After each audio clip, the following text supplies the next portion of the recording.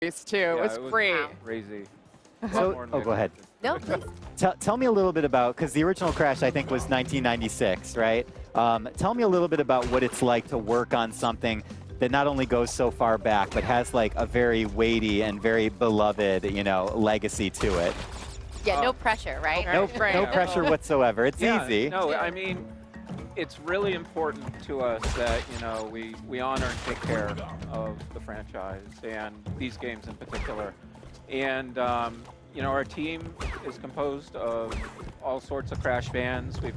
I'm more of a nostalgic fan, I guess. You know, I'm not that good at the game as some folks, possibly yourself. But then we've got really hardcore fans on the team. I mean, this is a game that they grew up with in their childhood. It's like the defining, you know, game of their childhood. So, you know, we had to really take that seriously and make sure that we were delivering the goods. You know, and I don't even think, like, we got a chance to talk at PSX and see some of the remastered footage, and then you guys posted a screenshot of what the original looked like and side by side with the remaster. And it's not just like, oh, we amped up the colors and made the backgrounds more lush. Like, every little piece of this game got reworked and revamped. Well, we thought about how Naughty Dog back in the day, you know, the game was ahead of its time. It was really a technical feat that they were able to pull off. And so when we think about the remaster, we have to give it that kind of love and care. And so we did invest new technology into the fur, into the reflections of the environment,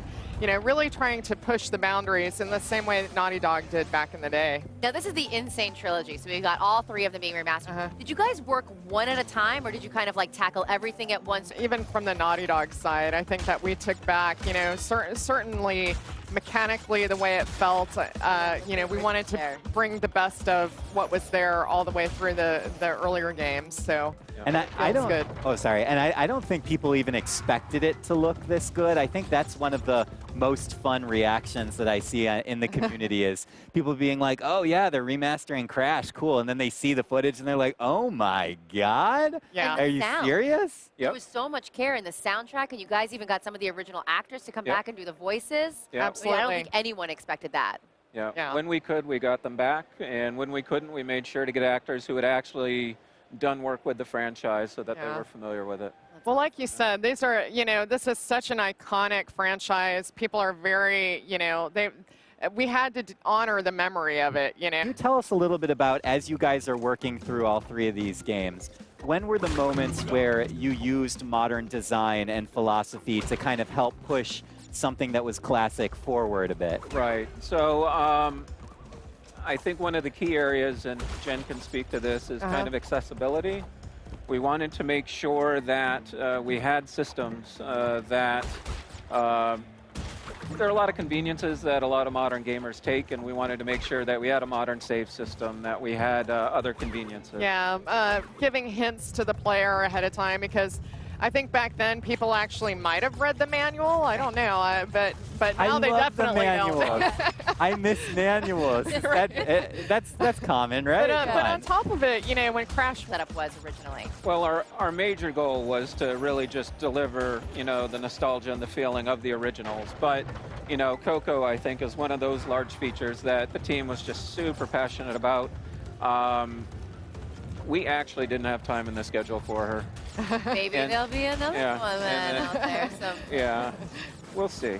No hints. No hints. Crash Bandicoot, adding Coco Bandicoot to the game, it's really a gift to everyone who's been a part of this franchise from the beginning, and hopefully they can introduce a new generation to this game as well.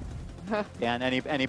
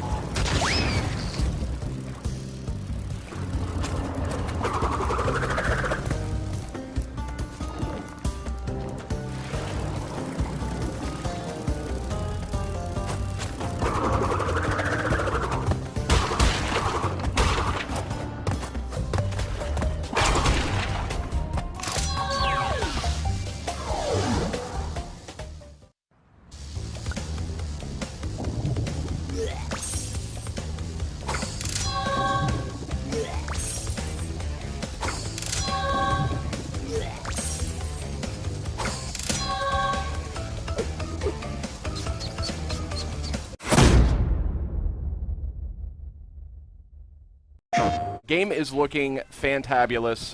Look at that foliage. Yeah. Remember when everyone used to talk about foliage, and it was like a big foliage, like arms It was all race? foliage and water. You guys won that arms race based on what I'm thank you. seeing here.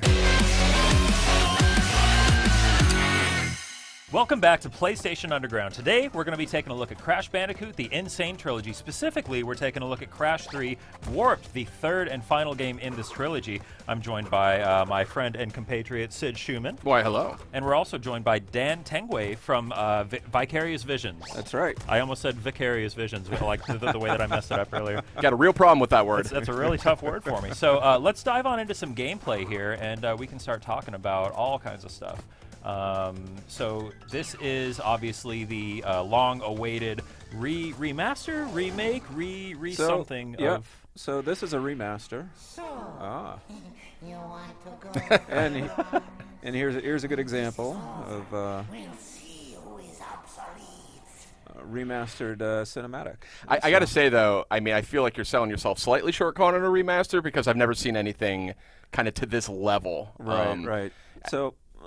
So yeah, we consider it kind of a AAA remaster. Okay. And you know, our team's been very experienced making AAA games, and we've tried to treat this as we would any other title we make, original or not. So you know, a lot of love and care has gone into this. I mean, we just take a step back real quick and just kind of look at the scene. I mean, look at those physics. They didn't have this kind of stuff back on the PS1. Come on. Remaster. Only with the power and precision. By the way, we're seeing this on. So this supports PS4 Pro. Yes, it does. And tell me a little bit about what you guys are doing on the PS4 Pro version. So for the PS4 Pro, we've enhanced the graphics and upped the resolution to look even sharper and more colorful than ever. Nice. So we're sticking with 1080 here for YouTube, but game is looking fantabulous. Look at that foliage. Yeah. Remember when everyone used to talk about foliage, and it was like a big foliage, like arms It was all race? foliage and water. You guys won that arms race based on what thank I'm you. seeing here. Yeah. No, that was a big push for us. I think you think back when Crash Bandicoot first came out on the PlayStation 1. And it was, by my eyes, probably the best looking game on the PlayStation 1. And that's a huge legacy to live up to. So, when we took this on, we said we've got to make that big of an impression. And I like to think that, I mean, we've got beautiful amounts of foliage. It's just a lush environment. And obviously, as we've seen, both Crash and his enemies just ooze personality. Okay, which is super important to us. Careful with that one. Up. You gonna go for it? Oh! Almost. Yeah. Smooth. So Well, at least he got the one up. So death is a large part of the Crash franchise, and we try to make sure that That's one way to do each it. death it needs to be funny, it needs to be amusing, and I think we have over like 100 death animations in the game. Really? It's pretty crazy. Oh yeah. So what does that process look like when you're going back to the original games created by Naughty Dog and kind of redoing all this? How painstaking is that process of trying to get everything just right, but also making it work in this new version? It is, well, painstaking is a very good way of describing it. But we had the luck, I guess, of getting a hold getting a hold of the original level meshes. Oh, So that was kind of the cornerstone that we built on. And that allowed us to basically then remaster the gameplay, knowing that if we fit within those level parameters, it would at least be in the right direction. But, after that, it just involves a lot of iteration. It involves playing the original games. It involves, just scrubbing back and forth. It also really involves, I think, just having a team who's really fans of the original and know the original front and back. We've got some team members where this was the game of their childhood. And, I'll give you a good example, Jump. You know how critical Jump is for a platformer. of course. And so, we're like, oh yeah, Jump. Yeah, we got that. We had that in our previous games, and we implemented Jump the first time, and we go to them, they'll be like, yeah, no, you guys didn't get it. I'm like, all right. So we go back to the drawing board, work on it again, and they're like, "Oh yeah, it's better. But you guys still didn't get it." And so we have probably iterated on Jump more than I think pretty much anything else in this game. Yeah. And but the end result, yeah. The end result will hopefully speak for itself. Well, yeah, it looks incredible, but it looks like it feels exactly like I remember it. Well, that was what we were shooting for, Yep. so it's good to hear. Yeah, it's always kind of a difficult bridge to gap, I guess, trying to revisit something that people remember in such a specific way. But if you go back and play the original Crash games, they're probably not quite exactly as you remember them. This looks like how I remember the old Crash games. Oh, that's great. Yeah, it's one of those things where we know, like I was saying before about the levels, you know you got to have certain things. That guy's in his underwear. Yes. Yeah, he blasted his robe off. You know, you have to have certain things that are exactly faithful to the original, but you also want to create just a little room for the team to kind of innovate and, you know, add their own stamp. Yeah. And add a few surprises so that, you know. Are there any specific examples of the team leaving their own mark on this that you can share? Certainly. I mean, you know, we can take kind of a large example. When we looked at the two-headed ogre dude, you know, he was swinging giant turkey clubs instead of, you know, regular clubs. And that was just a flourish that the art team thought would be funny. Oh. A little extra flavor to it. But, you know, taken on a broader level, we also decided to, you know, take some of the, well, I think it's the benefit of hindsight, I guess. You know, the game's been out 20 years, and, you know, fans have endlessly dissected it. So, you know, we were able to take, say, a feature that we thought worked really well for the third game and then apply it to the other two. The biggest of those would be time trials. Oh, cool. Time trials were a fantastic innovation at the time that was added exclusively for the third game and created a lot of longevity. But, you know, we had to build it, and we're like, well, geez, why don't we just add it to the first two games as well? Yeah. So now all games have time trials. That's 80+ levels of time trials for all the fans to just play over again and again. So pretty excited about that. Yeah, I don't think anybody will complain about that change. No, Are there any like forums that you're keeping an eye on where people say they replaced it with a turkey club? How dare they? They're besmirching the legacy of Crash. Well, I think after they watch this video, I'm sure it will appear on Reddit or NeoGAF, but I think people will enjoy the turkey club. It's fun. It fits. It fits perfectly. I enjoy it a lot. Just looking great though, and I noticed the audio seems to be greatly reworked. It feels very faithful, but yeah, you guys totally like re-recorded the score, I want to say, right? Yes, we did. We did get a hold of the original score as they were pressed on the original discs, and we were able to then take out the rhythm tracks. So that just pretty much helped us nail the tempo. And from that, we were able to layer new instrumentation to create a richer track that you're hearing now. This is awesome. I think that there's more skill involved in trying to play in such a way that you're showing off all the depths, but not quite getting to a game over screen. So kudos on that. Yep. Takes great skill. So Crash Bandicoot, Crash 3 Warped actually first came out in 1998, I want to say? Yes, 98. Oh my god, I can't believe it's been that long. Yeah, so I feel old. It's been almost 20 years, which is incredible to say. What do you think that we've all learned as an industry and as game designers in the last 19 years? What have we learned? Wow. And how does that apply to your work on this game? Yeah. So I think for me what has been interesting, at least I'll speak for myself, I think more so than the industry as a whole. That would be very presumptuous of me. But for myself, I think one of the key lessons that we found in kind of modernizing Crash was, you know, we had really wanted to make sure that it was faithful and true to the challenge, but that didn't mean we couldn't go in and try to communicate some of those challenges more cleanly and try to make it so that, you know, players could better understand what was being asked of them so that they weren't necessarily always just learning by trial and error, but in fact could, you know, okay, I see that this similar pattern's coming up and, you know, I know how to deal with it now. I mean, these are not easy games. They are not, no. No. So you definitely, it looks like you've kept some of that, or a lot of that challenge here. Oh, absolutely. Yeah, especially by the time we got to Crash 3, I think that the designers were really starting to stretch their legs a little bit and have some fun with the designs. Yep. Yeah, no, it's actually quite amazing, almost from like a historical perspective, to see the evolution from Crash 1 to Crash 3 and see, you know, Naughty Dog was learning each time they put out a game, and you can see how they changed their design and, you know, evolved kind of their thinking in order to get to the point that we're seeing right now, which is Crash Warped. And again, we have the benefit of hindsight, so we were able to apply a lot of those lessons across the board and just create kind of a more cohesive trilogy overall. Cool. Should we take a look at another level? Sure. And here we are checking out Orange Asphalt. This is another level from Crash 3 Warped in the Crash Bandicoot Insane Trilogy, coming out June 30th on PS4, I want to say. Is that right? That is correct. Look at that. Yeah. I know all my marketing.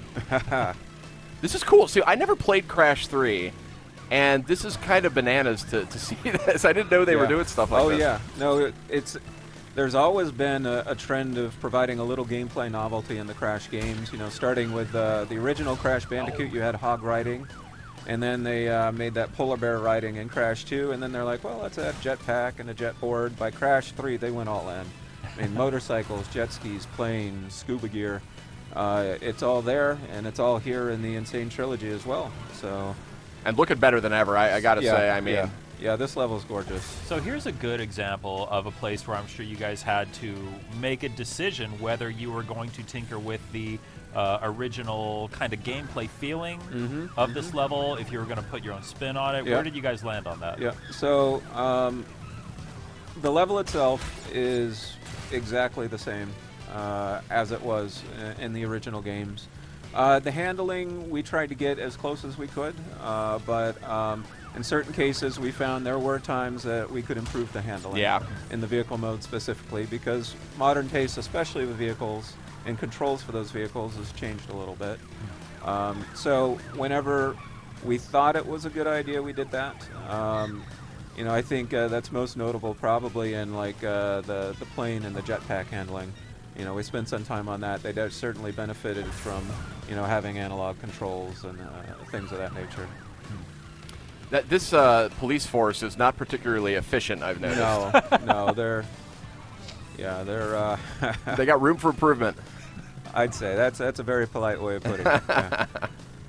So, did you guys go back and re-record Aku Aku's famous voice line, or is that pulled straight from the original game? We did, in fact. Yes. Oh, really? Yep.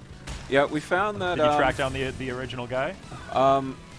Overall, we found that the voice acting as pulled from just the disc really just wasn't of the quality that it needed to be for, you know, the PS4. I mean, it's been 20 years, right? Yep.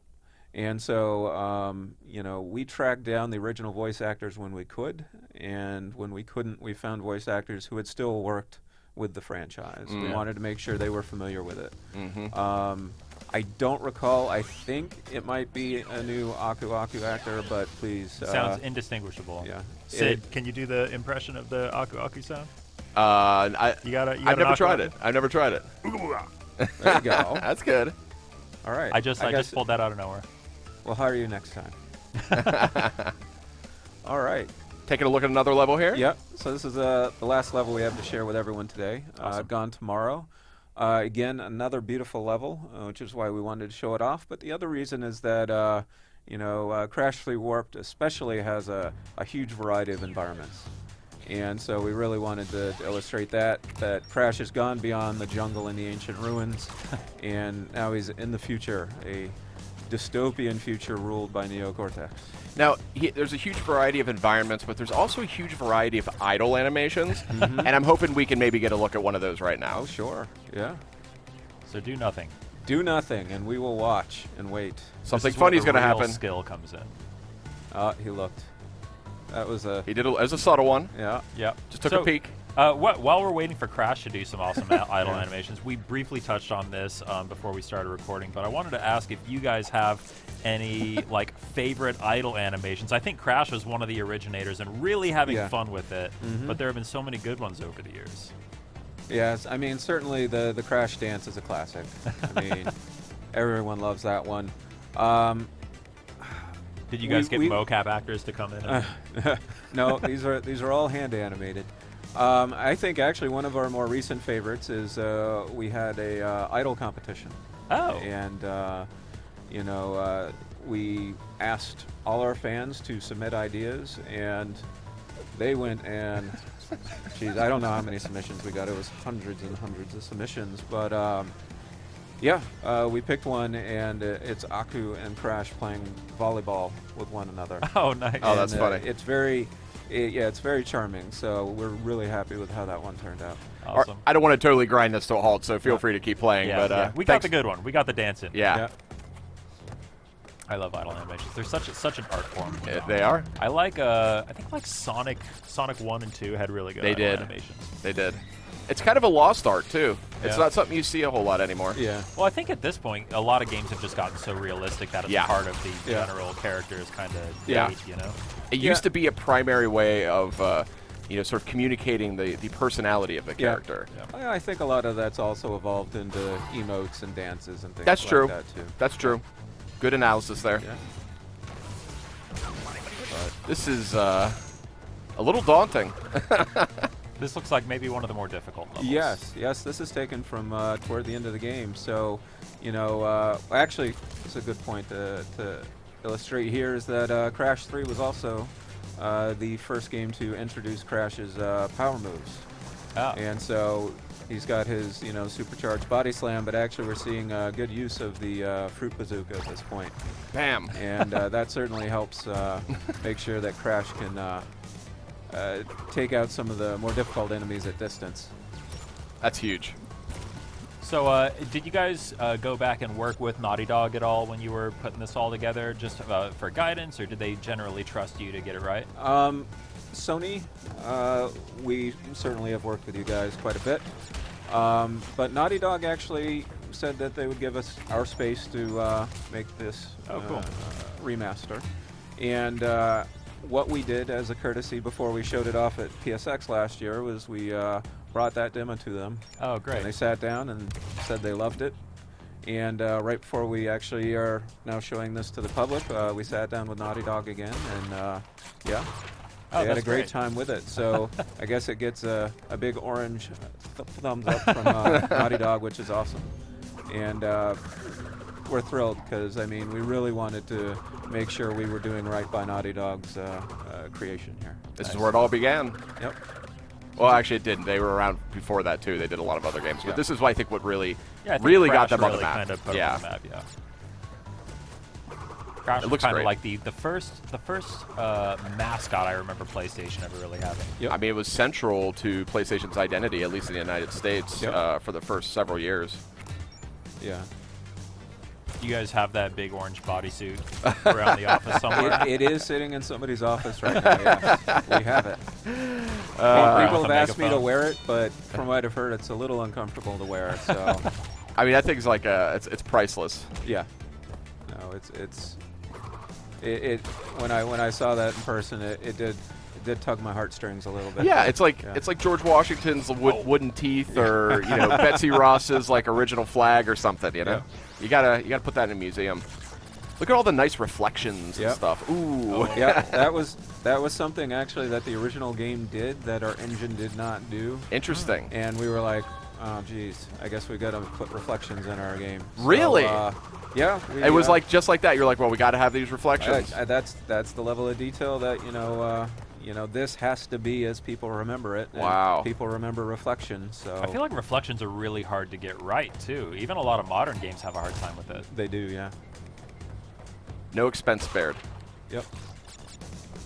Now, one thing that the original game didn't have that we decided to put in, which we've touched on in the past, is fur.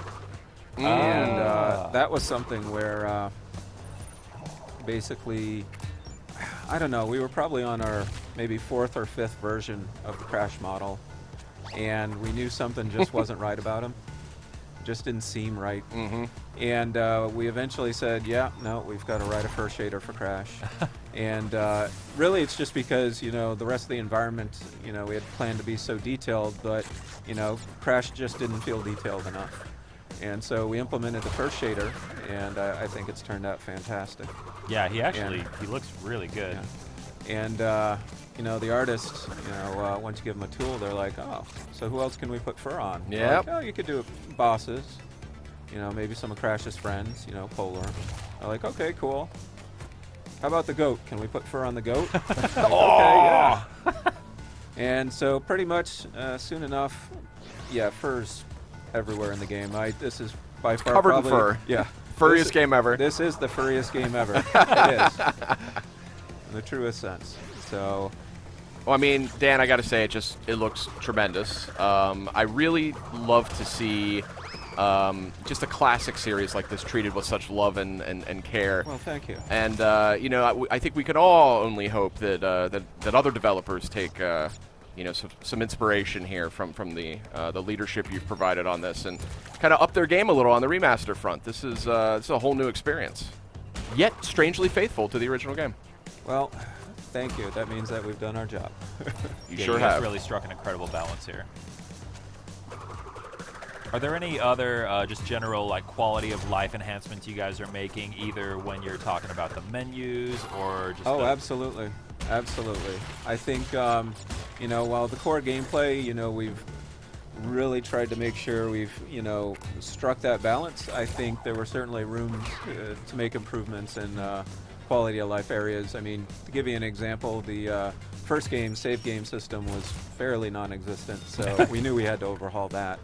And even within kind of the manual system, save game system that I had in the original game, we decided that, you know, a lot of players just use automatic saving these days. So, Yeah. so we've added some conveniences like that. You know, we've unified the user interface and the pause menu to just be a lot more accessible so that players can easily just pick up and play and get into the game. So nice. I mean, it just exceeds my expectations. Yeah, I like those little beauty shots you do when you have the God rays streaming through. I mean, not what I think of when I think about Crash Bandicoot, but I'm loving it. Cool.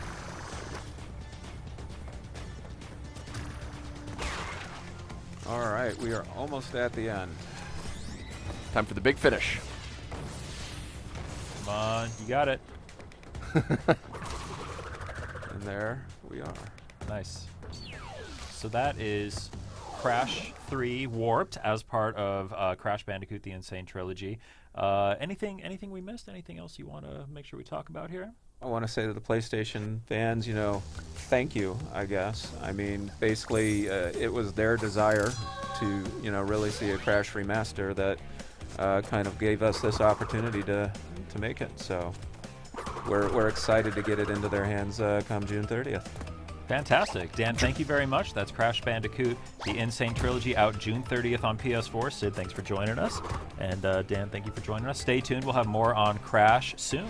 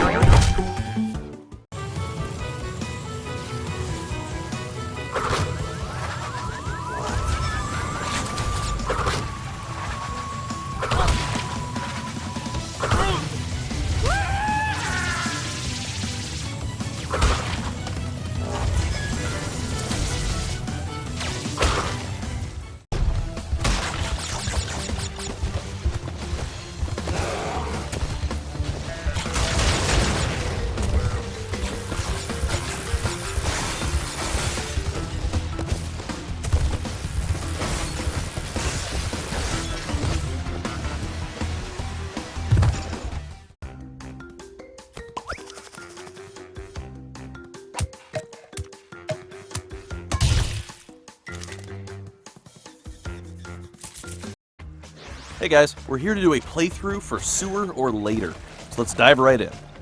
Right away, you can see how the slide jump in Cortex Strikes Back makes for a faster, smoother, and more fun playing style. And Vicarious Visions has made the handling feel extremely fluid, just like the original.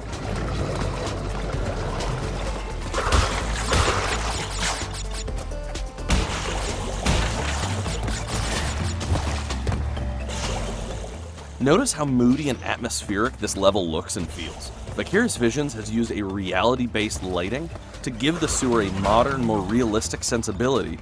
Alright, here comes the secret yellow gem path. So I unlocked this by getting the yellow gem from the previous level, Plant Food.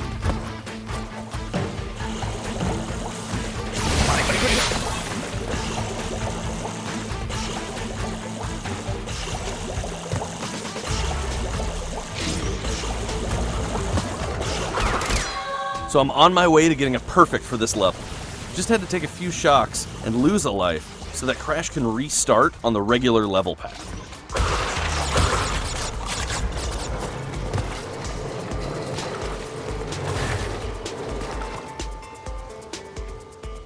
So here we can see some of the great lighting effects developed for the game.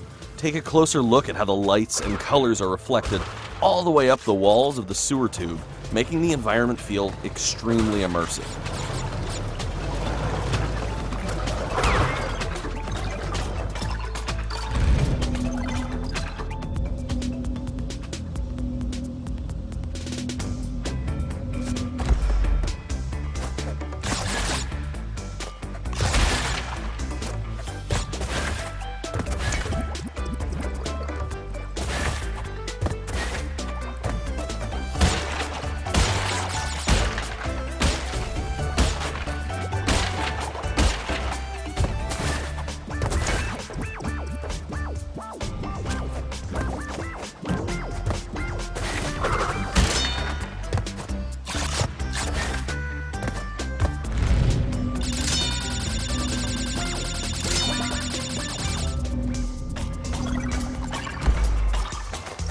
So here you can also see some cool water effects. Notice the ambient water that splashes below Crash as he storms the tunnel, along with the lifelike bubbles coming out of the scrubbing Bubbletron.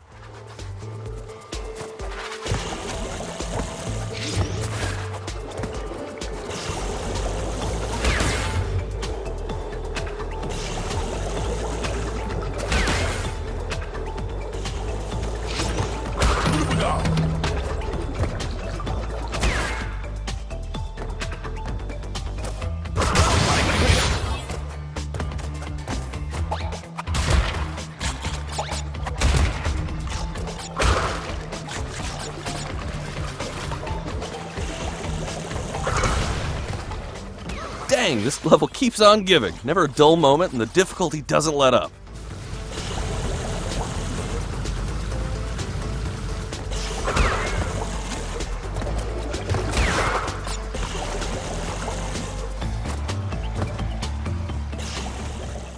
Alright, great. Got my purple crystal and an extra life. So I'm ready to finish on the other side and get my perfect for the level.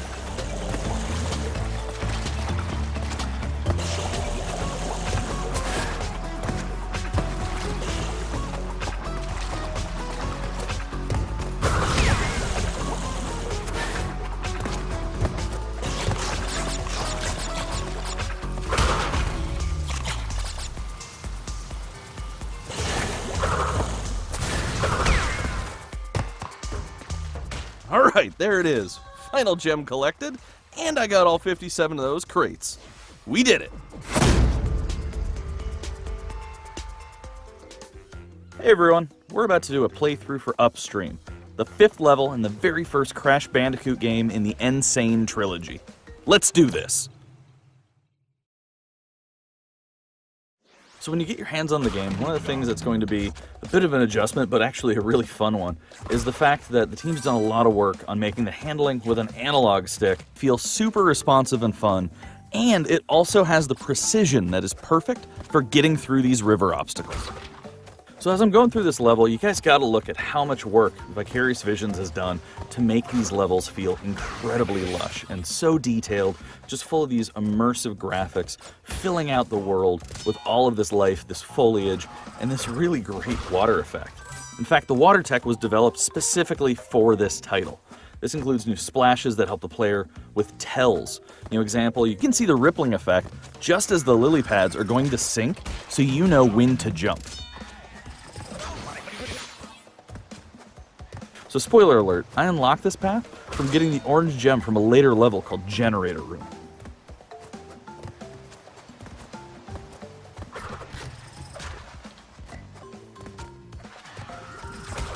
Okay, Tana token number 3. Bonus level. Let's do this. Alright, love these crate bounce challenges. Good to use the higher jump to get good positioning on these crates. Now, good thing to know, hold the X button to go higher when you jump off of them. You don't need to time it as you hit the crates. Alright, one of the new game features here is that you need to get all of the bonus crates in order to get a perfect on the level. And you can enter the bonus stages as many times as you need to get all of these crates. Alright, so it looks like I'm missing 2 boxes.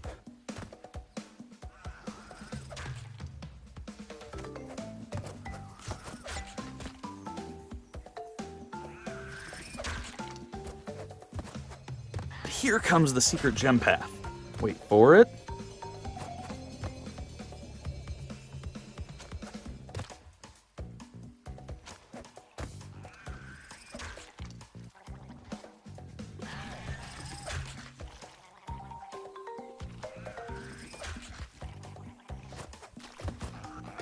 Alright, there are those last 2 crates.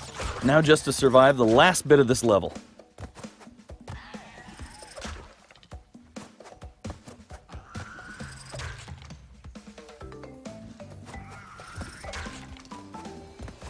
Alright, let me grab this clear gem like a pro. And there you have it, folks. Nothing like a perfect run through.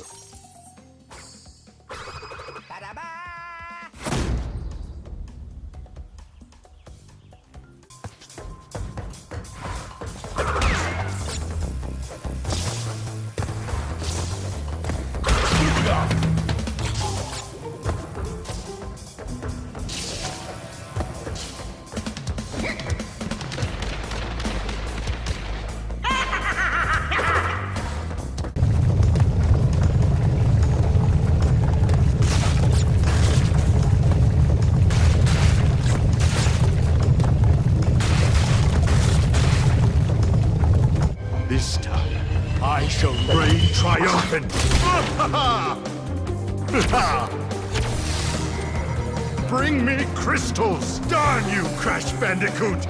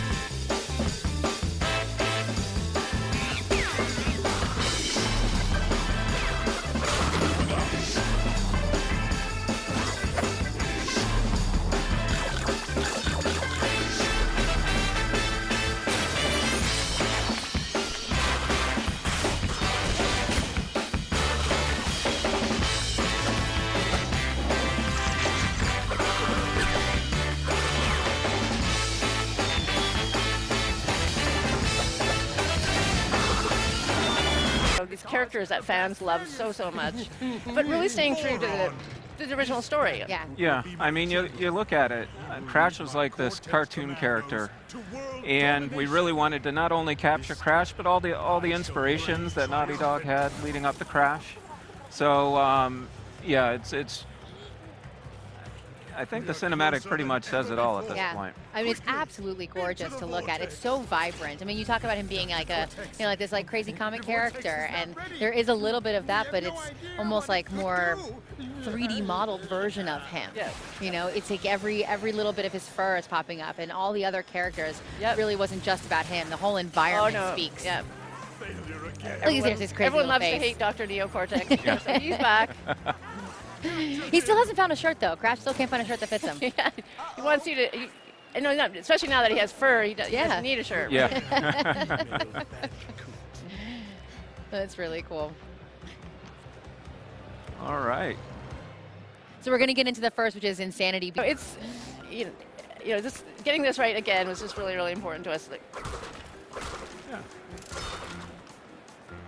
So as you're playing through, I mean, again, it's just the level of detail that we've been looking at here. I mean, we've got Crash in widescreen now, and it seems like a simple thing, but it isn't. I mean, we're able to pack in so much more at this point and really kind of be true to, the original concepts of Crash. We went back to some of the original work and things like that and really found inspiration in that. And, yeah. Now, along with the music being from the original, what about some of the voice acting? Yeah, we all of the voice actors, we brought the whole cast back, but to re-record all the lines and emotes, and as Dan said, there's like wait, they re-recorded it brand new. Re-recorded brand new, and like I mean, with what Dan said, that especially with today's technology, we're allowed to have a lot more variation. So what you'll see in some of these characters, it won't just be one sound of attacking or pain. You can have a whole variation. So I think almost all of the voice actors have been involved in the franchise at one time or another. Yep. So it's been really, and they had a lot of fun. They had a lot of fun doing this again. That's so crazy too. Like 20 years later, you're like, hey, let me give you a call. I need you to come back and do this again. Yeah, it was so really fun. great. This is adorable. Yeah. So obviously we've left no turtle unturned and make I'm sorry. It's so easy. I know. Crash Crash is full of puns. So, but it's those kind of levels of details where. We can just really have fun getting into those moments, which are just so delightful, and what make this game so fun and beloved. So one of the great things about the gameplay in Crash. We can pull it off. Bigger challenge for him now. Yeah. But it's really important for us that this is a game for old and new fans alike. Yeah. And certainly with new fans, we've done a lot of things to make it even easier to pick up and play than before. We've done a lot of work with the controls and the checkpointing and things like that. But we still want to make sure that there's that challenge there and that compulsion to go back and do more like we were talking about. So one of the things we added, which we think fans will be super excited about, is the fact that there's going to be time trials everywhere. Oh, nice. In all the levels instead of just in the third game. We don't have that to show today, but tell you what, people have been working on it in the office, and they can't put it down. That sounds awesome. Well, that's what I love, too. I mean, you talk about this is the 20th anniversary of Crash. You only have to be 18 years old to be here at PSX. So I'm sure there are some people here that probably weren't even alive when the last Crash came out. Okay. So it's really cool to have them be able to rediscover something that they heard about growing up, where they were like, oh, yeah, I was just a little bit too old. When I got into games a little too late to actually experience Crash, and now they get to. It's like getting like your folklore back out and really experience the history. That's really important to us, that new fans get a chance to love basically the Crash that we came to know and love as well. Sure. Or now that you're older enough, and maybe my age or older, you may have kids, and you can get your kids into the game then. Yeah, it's a great game to pass around on the sofa and watch each other play, and he did it. He did it. What? We did it. Yeah, we proved us wrong. Fantastic. Perfect. So of course he coughs up that gem, out of the level of detail and how we're modernizing these games.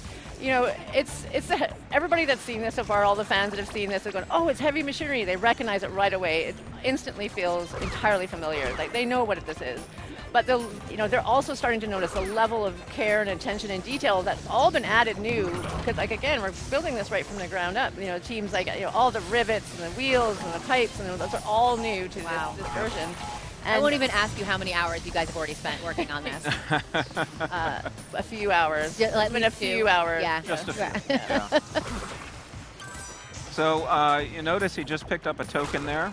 That's another thing that you know, we've been really looking and paying attention to is bonus rounds. For the Crash fans and Crash 1, the bonus rounds, they were cool. They provide a lot of challenge, but they had a few hiccups. Okay. So, you know, that's one of those types of improvements we've been looking to make, just easier to get into some of the bonus rounds, easier to replay them, you know, and just take, you know, a lot of the lessons learned over the years and kind of apply them back. So, And speaking of over the years, not that I want to get greedy or anything, but is there an option maybe in the future to remaster future games? I've had a couple people on